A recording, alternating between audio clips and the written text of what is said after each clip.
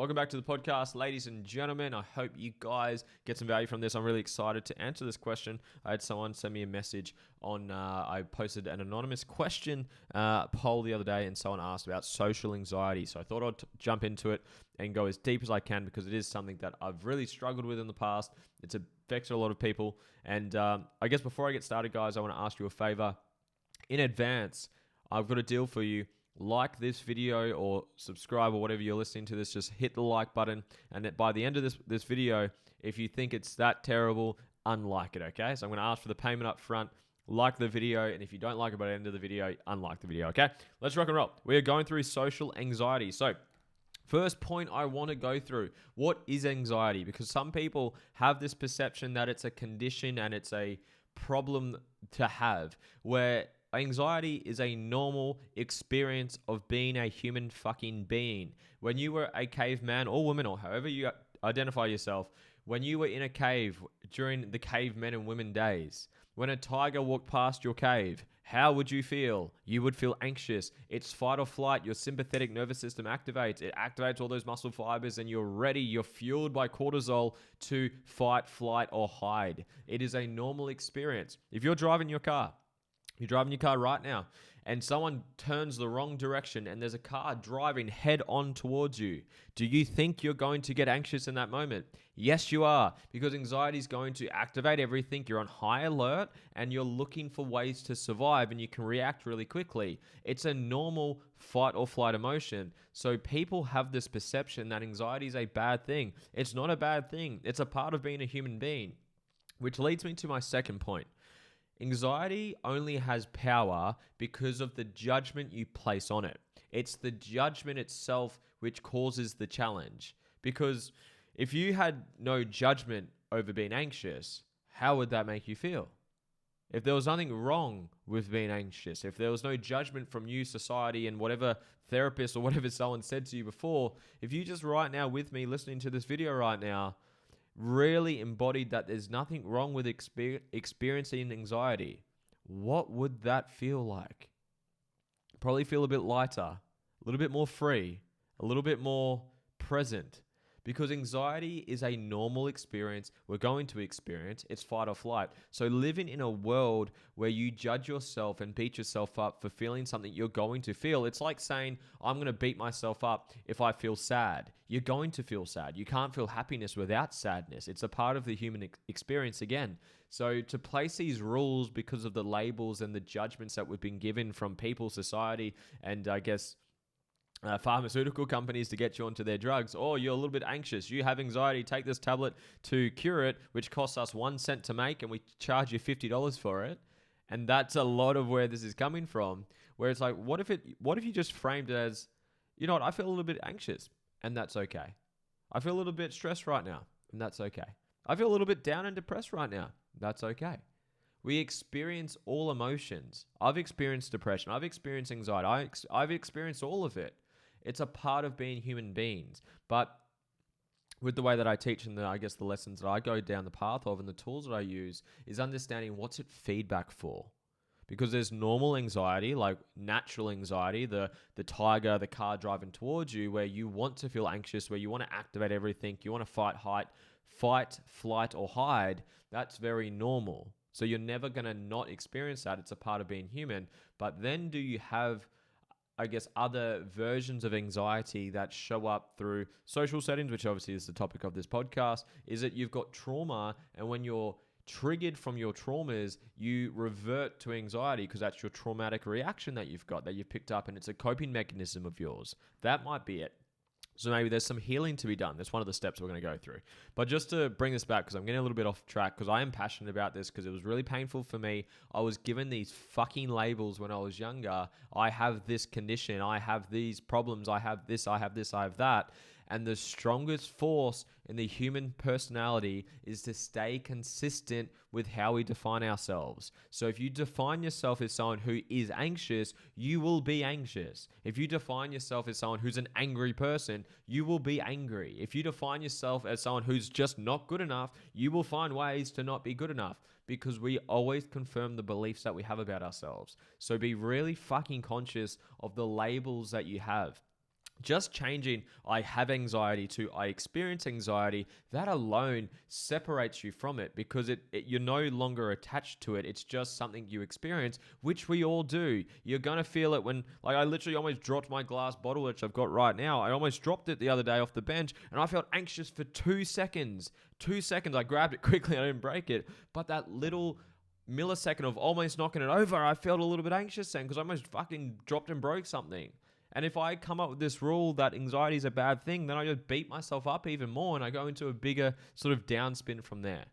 So please, please, please, if you get anything out of this podcast or this video that you're watching, just stop judging yourself for it. Stop giving yourself the label of I have anxiety to I experience it, which we all do. And stop judging yourself for it. Please, please, please.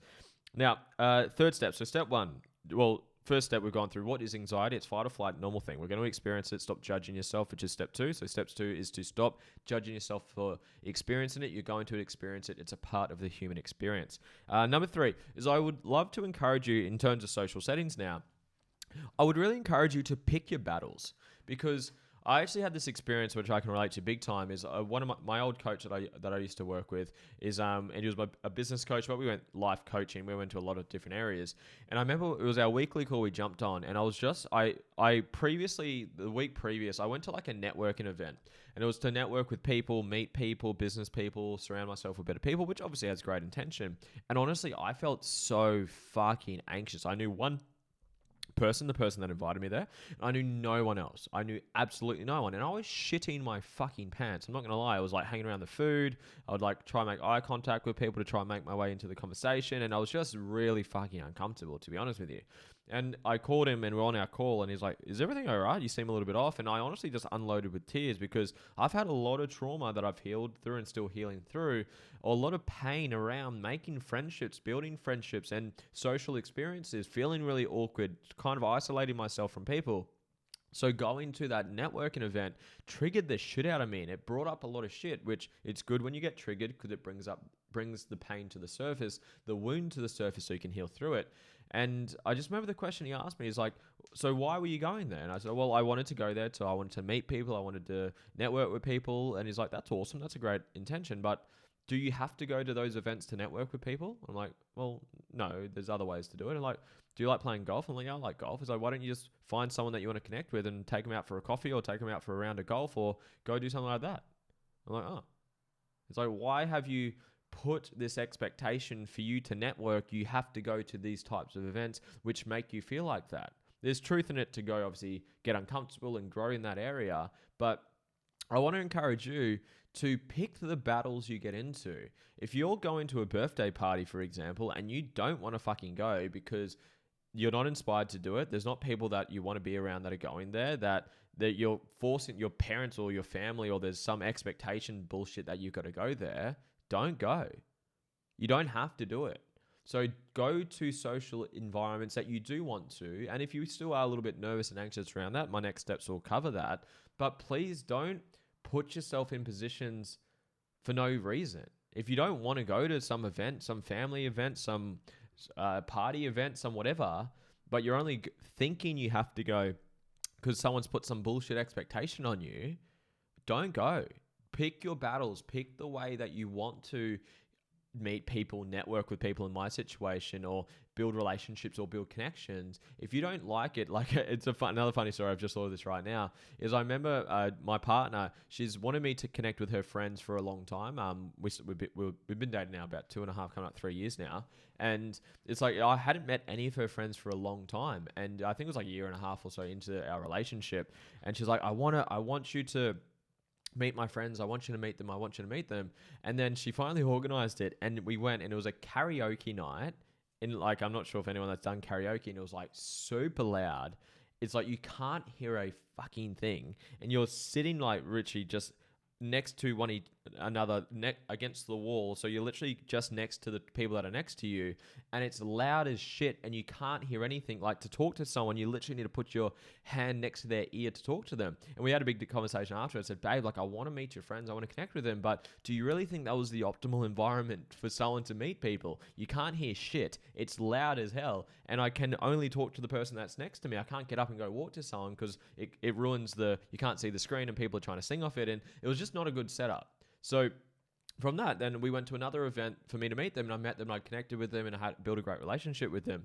So just, again, to just nail that point home is pick your battles, pick your environments that are going to serve you. There's truth in getting uncomfortable. I agree with that.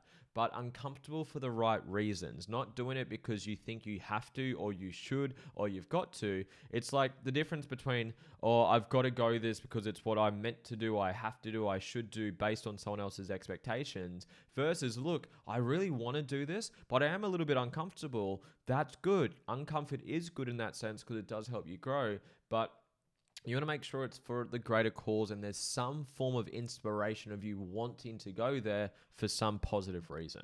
I hope this is making sense. We're going to keep going. Number 4 is you want to learn to regulate. So this is more of the practical steps you can do right now, is just make sure you're regulating your emotions. And this is something that, I guess, as a people pleaser, oversharer, and someone who really struggled in social settings, it's something that I still need to practice to this day, and I'm still getting better at to this day, but learning to breathe properly. So, because if you tie into anxiety, fight or flight, again, your heart rate is racing, everything's activated. You're not breathing slow and calm. You're really sharp and you're ready to rock and roll because you're ready to fight the tiger or you're ready to get away from the car. So you want to make sure that you're controlling your breath. That's why breath work, ice bars, meditation, self-journaling, self-awareness, they're all fantastic tools. So learning to regulate your emotions in the moment. So when you go into those events, whether it's on the way to the event or you're at the event or you're networking with the people or you're talking to people,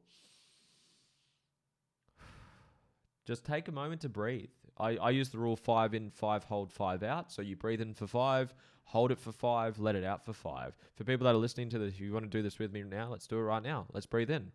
1, 2, 3, 4, 5. Hold it. 1, 2, 3, 4, 5. Let it out. 1, 2, 3, 4, 5.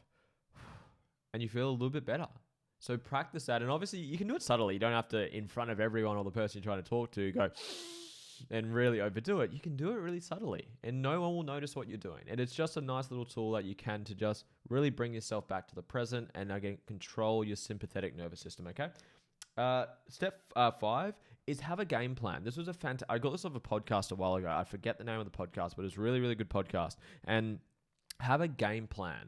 So have a game plan leading into that social event. So say you're going to a birthday party and you know 2 or 3 people there and you're like, you know what, I know this person, I'm going to talk to them about this. I know this person, I haven't seen them in a while, I can ask them about this. You're going with a friend, your friend can do this. If you guys are feeling a little bit uncomfortable, you can make eye contact with each other and do like a signal, and you guys can go to an area and like chill out and regulate, go to the bathroom, have a bathroom break or whatever it is. Have a bit of a game plan. So have a game plan of how you want to play the game in alignment with what's going to be most beneficial for you to get out of your comfort zone, to go connecting, go build those relationships. So really game planning the whole event has been something that's really helped me, especially when you're going to events where you don't know many people and you're doing it because you want to get uncomfortable, you want to grow. Having a game plan. Like if you're going to like a business meeting, you probably want to ask people, hey, like what's your business? How'd you get into business? What's the vision of the business? What's the purpose of the business? What's your biggest challenge you're solving right now in business? Like having a list of questions that you can ask people. Knowing what type, again, it depends on the circumstance itself. Who's going? What's the environment like? What types of questions are you into? What would you like to talk about? So having a bit of a game plan is really, really helpful. Next one is have a buddy. So that kind of ties into the game plan. You can really go along with the game plan. Have a buddy, have a networking buddy, a socially awkward buddy that you can network with. And when you're going to maybe connect with them and say, hey, look, I'm really wanting to work on my networking and go and connect with more people. But honestly, I get so socially awkward. And they're like, look, me too. I do the same thing. Say, hey, look, would you mind buddy up with me And we can go to a party or two. We know we've got some mutual friends. We've got some events coming up. And we can go together and we can help each other. And then that can tie into the game plan, which I just mentioned. Now, the last step that I've got, and I'll summarize all these steps after this, is heal.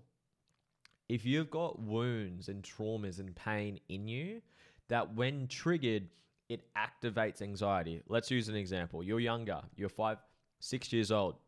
You see your parents have a really physical or verbal argument and you feel really unsafe. That's where anxiety comes from. Anxiety stems from the feeling of being unsafe, fight or flight, like we spoke about. And say you see your mum and dad have a big argument, physical, verbal argument, and you feel really anxious. Now, when you get triggered, so say you see someone in your life do the same thing that your dad did to your mum, that might trigger that memory and that trauma in you, which then you react. Your trauma reaction is anxiety. So you might get anxious in that moment. So what I would suggest is go do the healing work. Learn to heal traumas. I believe I've got a podcast on that as well. So go back through my channel and find that somewhere. But do the healing work because, again, there's natural anxiety when the cars come in, when the tigers come in, when you are literally unsafe and in danger. But then there's these adopted versions that we pick up. The overthinking, the having the traumas, the lack of exposure, lack of, I guess, not therapy, but lack of, I guess, practice in it. Another way you can look at this is exposure therapy as well. When it's like astronauts, how do they get them so used to going out with zero gravity for so long? Is it's called exposure therapy. They'll expose them to the environment for X amount of time until they hit a breaking point, come back, regulate, come back to neutral, come back to balance, and then they'll go again and they'll go a little bit further. And they repeat that, they'll go further, repeat that, get further. So by exposing yourself to those uncomfortable situations, it's going to help you grow that muscle of, I guess, being better in social settings. So I hope this has helped, guys. I hope you got some value from this. Again, if you didn't see value from this, unlike the video, if you didn't get value from this, but if you did, please like, comment. It does help with the algorithm for me to reach more people. But just to go back and summarize, anxiety, remember, it's fight or flight. Stop judging yourself for it. It's a normal part of being a human being. It's a part of the human experience. Stop judging yourself for it. Pick your battles. Again, you will probably still feel uncomfortable if that's something you're still working on. But again, don't put yourself in like really bad environments if you don't need to or want to. If you don't want to go to some birthday with someone, but your friends are trying to guilt you into going, but you are not inspired in any way, shape, or form to go, then don't do it. But again, is finding that balance between, am I just avoiding the discomfort versus like, no, this situation does not serve me. Again, that's a personal question you got to ask yourself. Learn to regulate your emotions. So breathe in for 5, hold it for 5, let it out for 5. Have a game plan. What am I going to do? Who's going there? Who can I talk to? What questions can I ask them? What is it that you want to do? How long are you going to stay for? If you feel a little bit uncomfortable, what can you do? Can you have a backup plan for when you need to leave and you can tell the person you need to leave? Like, have a bit of a plan coming up. Have a buddy. Have a social awkward buddy to go to events with to help, I guess, soften that experience, make it a little bit easier for you to get into it. And then also heal. Heal those traumas, heal those wounds, heal those parts of you that are getting triggered, which trigger anxiety in you, okay? I hope this helped, guys. Thank you for getting to the end of this. Send this to one friend. I really do appreciate it. Like, subscribe, all that good stuff. Love you lots, and I'll see you on the next podcast. See ya.